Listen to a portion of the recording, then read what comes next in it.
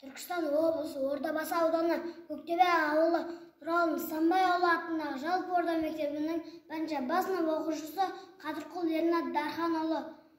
Мұқағали Мақатаев: қазақ жері пай, келін еткен жер, батырлар дүрлеп өткен жер, тұлпарлар дүрлеп төккен тер, ашықтар бірін өккен жер, сарылып сал сәрге еткен жер, бас иіп иіскеп топырағын, тағзым жасамай өтпеңдер. Мына өлке, мына аймақ болмаңда, құлшылық етемін тұрғанға, құлшылық етемін құмдарға, тағзым жасаймын қырларға. Шүкіршілік етемін қашанда, осы бір отанда тұрғанға. Жазы бар жалынмен жандырған, қысы бар аязға қардырған, көктемін балауса балдырған, ал күзі алып бір ақ қырман.